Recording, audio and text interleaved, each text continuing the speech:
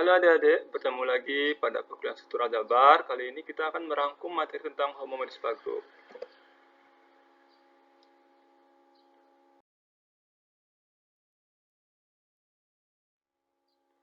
Nah, yang pertama kita melihat tiga konsepnya ya, ada homomorfisme, ada isomorfisme, dan automorfisme.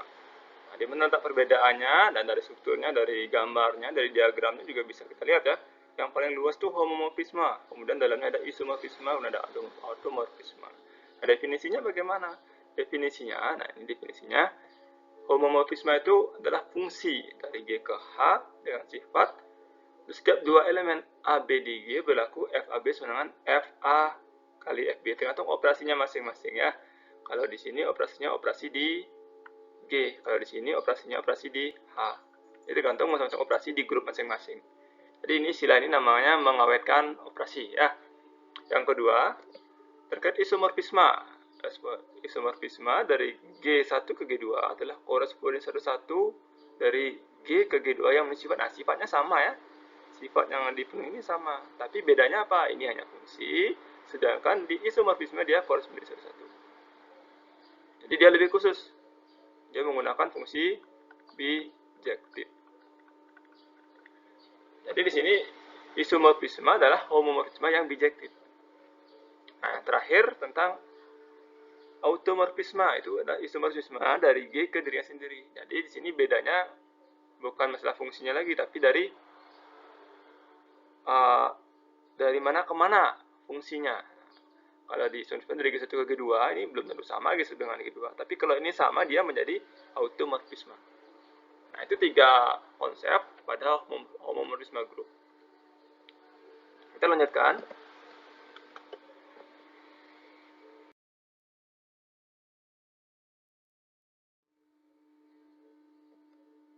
Nah, sebagai contoh ya, ini contoh homomorfisme. P misalnya menyatakan grup yang terdiri dari dua elemen, E dan O. Dan tabel operasinya seperti ini. Nah, grup ini dinamakan grup paritas dari bilangan genap dan bilangan ganjil. Jadi di sini E dioperasikan dengan E, hasilnya adalah E. O operasikan dengan E, hasilnya O. E dengan O, hasilnya O. O dengan O, hasilnya E. Ini operasi pada grup paritas. Nah, kemudian kita melihat fungsi F. Fungsi F ini adalah dari Z, himpunan bilangan bulat, ke P, ke grup P tadi ini. Aturannya gimana? Aturannya memetakan setiap bilangan genap ke E dan setiap bilangan ganjil ke O. Jadi kedua dibawa ke E, 3 dibawa ke O, dan seterusnya. Nah, maksud bilangan genap dan bilangan ganjil ini, karena kita bicara di Z, himpunan bilangan bulat, adalah yang dinamakan genap itu yang bisa nyatakan dalam bentuk 2N, di mana N bilangan bulat. Sedangkan yang ganjil adalah nyatakan dalam 2N tambah 1, di mana N bilangan bulat. Jadi negatif 1 masih masuk ke ganjil, dibawa ke, dibedakan ke O nanti oleh F. Nah, jelas di sini F ini merupakan homomorfisme ya. Jadi untuk menunjukkan homomorfisme, kita cukup menunjukkan dia mengawetkan operasi apa tidak. Nah, kita ambil sembarang, kita akan lihat ya, ini sebenarnya gampang sekali. Kita lihat sembarang dua bilangan bulat, dengan X, Y, bilangan bulat. Nah, kita akan bandingkan antara F, X, Y, di sini bilangan bulat terhadap operasi penjumlahan, biasanya yang grup ya. Kalau perkalian kan dia bukan grup. Tapi di sini nggak disebutkan, tapi yang dimaksud adalah bilangan bulat terhadap operasi penjumlahan, kemudian P juga terhadap operasi penjumlahan ini ya, berdasarkan tabel yang diberikan.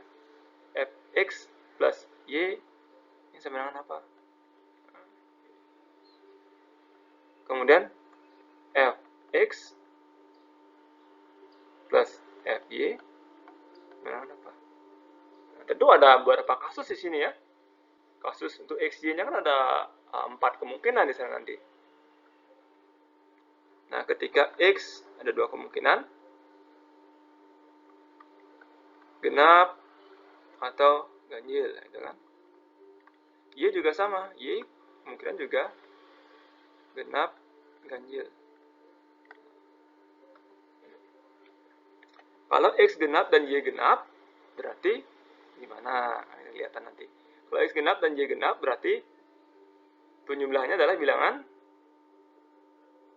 genap. Bilangan genap berarti F dari bilangan genap adalah E. Ini genap, E tambah E, hasilnya E. Oh, sama. Sama ya. Ketika dia genap-genap. Hasil yang kedua, ini tak kasih warna biru. Gimana kalau dia X genap, Y ganjil? Nah, X genap, Y ganjil berarti genap tambah ganjil, hasilnya bilangan ganjil. F dari bilangan ganjil adalah O. Dengan sini, X genap, oh berarti E tambah Y ganjil O. E tambah O, E tambah O, hasilnya O. Oh, sama. Next, yang kedua. Yang ketiga, warna berbeda lagi. Gimana kalau dia ganjil genap? Nah, ganjil genap, oh berarti ganjil genap jumlahkan dia ganjil. Ganjil X sama Y ganjil, berarti nilai fungsinya adalah O. Ganjil genap, oh berarti di sini O tambah E, hasilnya adalah O. Nah, sama ya. Yang terakhir kasusnya apa? Yang terakhir warna hitam. Ganjil, ganjil. Ganjil berarti ganjil tambah ganjil dia genap. Nilai fungsi dari genap adalah E. Ganjil ini O tambah O, hasilnya E. Oh, sama lagi. Jadi untuk keempat kasusnya sudah ditunjukkan, oh ternyata dia tetap sama nilai fx plus y dan fx plus y nya. Jadi dia merupakan homomorfisme. Oke, ini oke ya. Ada nggak sifat yang dipertahankan oleh si F ini? Nah, coba kita lihat di sini, siapa elemen identitasnya? Elemen identitasnya E tambah O, hasilnya O, berarti si E ya. Ini elemen identitas ya. Ini elemen identitasnya. Ternyata di sini ada nggak? Di penjumlahan elemen identitasnya siapa? 0, bilangan 0 ya.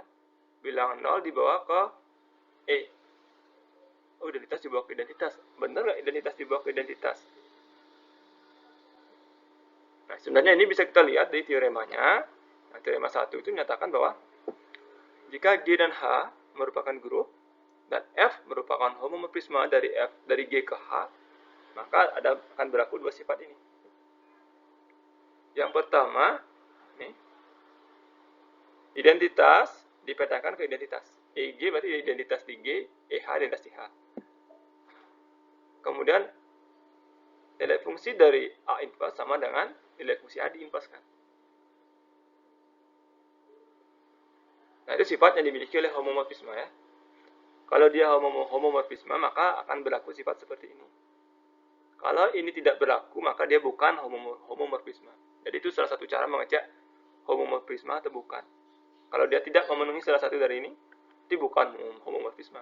Tapi kalau dia memenuhi keduanya, hati-hati ya, belum tentu homomorfisme. Harus ditunjukkan bahwa berlaku dia mengawetkan operasi.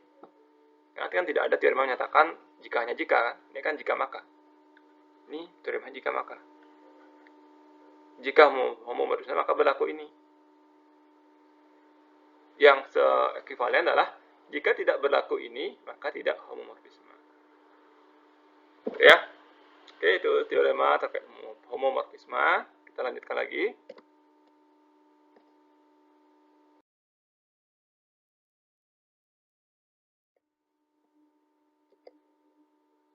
Nah, ini definisi terkait kernel.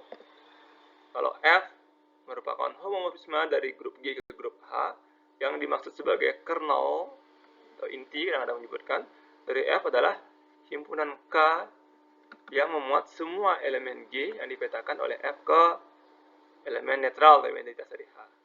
Nah, ini E-nya ini adalah EH ya. Contohnya apa? Contohnya tadi yang paritas itu. Yang F dari Z ke P. Siapa K-nya kernelnya? K adalah himpunan bilangan bulat genap. Mengapa? Karena yang genap itu dibawa ke E. Lintasnya kasih E. Itu ya. Itu contoh kernel. Pertanyaannya sekarang, apakah kernel ini nanti akan berupa grup? Dia kan himpunan kan? Himpunan kan bisa kita cek apakah himpunan itu bisa menjadi grup dengan operasi yang diberikan atau tidak. Nah, itu bisa kalian coba selidiki nanti apakah kernel itu merupakan grup. Nah, itu juga nanti akan berhubungan dengan topik berikutnya, yaitu tentang subgroup atau grup bagian. Karena kernel ini kan adanya di kernel adalah subset dari G, dari domain. Nanti kita akan pelajari tentang subgroup, karena dia adalah subhimpunan, bisa nggak dia jadi subgroup? Kita bahas nanti di topik berikutnya ya. Lanjut.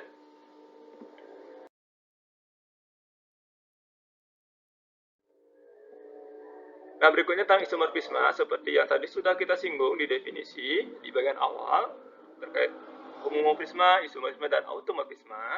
Definisi isomorfisme adalah seperti ini ya. Garis besar 1, saya ulangi lagi, yang mengawetkan operasi. Nah, simbolnya seperti ini. G1 isomorfik dengan G2. Nah, automorfisme sendiri ya, kalau dari G kita sendiri. Oke, langsung kita lanjutkan.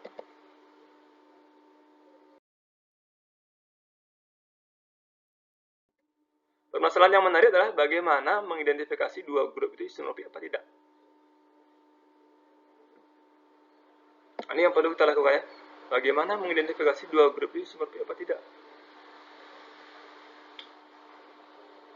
Nah, salah satunya ini yang pertama, kita lihat komutatif.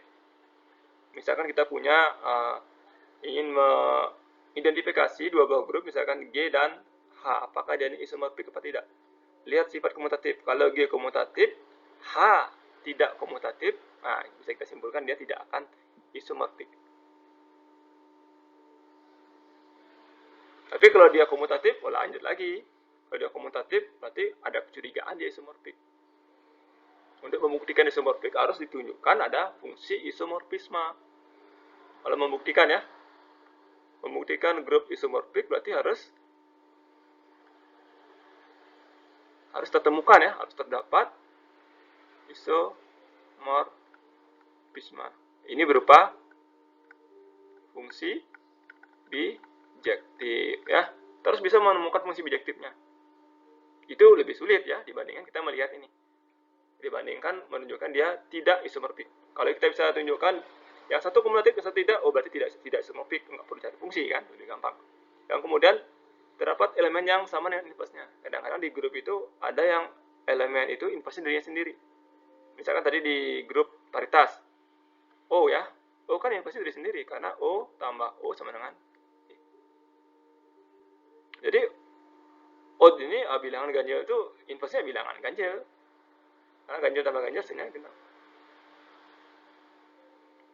Inversnya dirinya sendiri.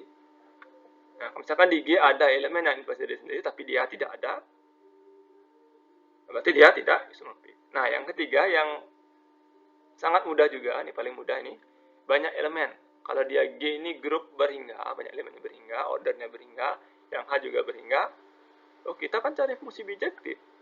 Kalau fungsi bijektif, banyak elemennya kan harus sama, biar bisa jadi bijektif. Kalau dia beda, banyak elemennya, berarti sudah dipastikan dia tidak isomorfik, karena sudah beda banyak elemennya. Kalau sama, barulah kita perlu mencari fungsinya. Nah, kalau dia sama-sama tak hingga, itu masih ada kemungkinan. Nah, sebagai contoh ya, kalau kita diberikan Z, himpunan bilangan bulat dengan Z5. Himpunan bilangan bulat modulo 5. Ini kan ini tak hingga, ini anggota cuma 5. Ini tidak mungkin isomorfik. Palingan hanya bisa membuat yang homomorfisme. Fungsi homomorfisme aja yang bisa kita buat sini. Dia tidak isomorfik, tapi hanya homomorfik. Nah, contoh lain misalkan Z dengan 2Z. Nah, ini himpunan bilangan genap ya. Jadi tak hingga ini juga tak hingga, masih ada kemungkinan. Kita masih bisa buat sepertinya ada kemungkinan dia isomorfik. Komutatif, Z komutatif, 2Z juga komutatif. Identitas kan ada nih keduanya, itu 0. Setelah itu baru kita bisa nggak kita buat fungsinya. Ini sepertinya ini bisa.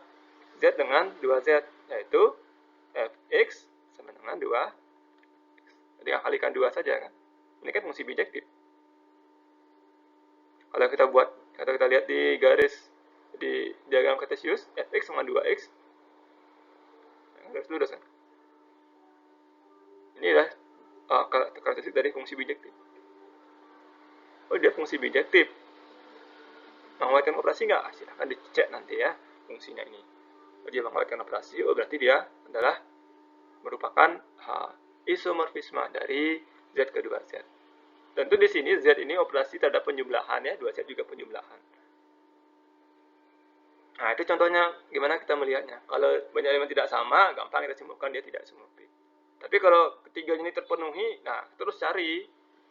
Kalau ketiganya ini terpenuhi ya, 1, 2, 3 ini terpenuhi, berarti kita harus mencari fungsi bijektif dari himpunan G ke himpunan H yang mengawetkan operasi. Nah, gimana caranya? Gimana cara menemukannya? Nah, ini langkah-langkahnya diberikan di bawahnya. Yang pertama adalah kita harus buat tebakan cerdas. Nah, tentu harus menebak dulu ya, memperkirakan apa sih fungsi dari G1 ke G2 yang kira-kira merupakan isomorfisme. Nah, seperti tadi nih, dari Z ke 2Z. Ada nggak fungsi bijektif dari Z ke 2Z? Gimana cara menghubungkannya? Oh, yang paling gampang ini. Fx sama dengan 2x. Kan jelas dia setiap bilangan bulat dibawa ke 2 kali lipatnya, bawa ke bilangan genap kan. Jadi kita tunjukkan ini. Benar nggak mengawetkan operasi? Benar nggak fxy sama dengan fx fy? Benar nggak? Setelah itu, bijektif nggak? Ini yang kedua. Sidiki dia bijektif nggak? Sidiki apakah memenuhi ini? Jadi kita tebak dulu fungsinya, habis itu kita cek kedua ini, bijektif dan mengawetkan operasi. Kalau terpenuhi keduanya, oh berarti oke, itu adalah isomorfismenya. Kalau belum, coba cari yang lain. Itu ya. Oke, kita lanjut.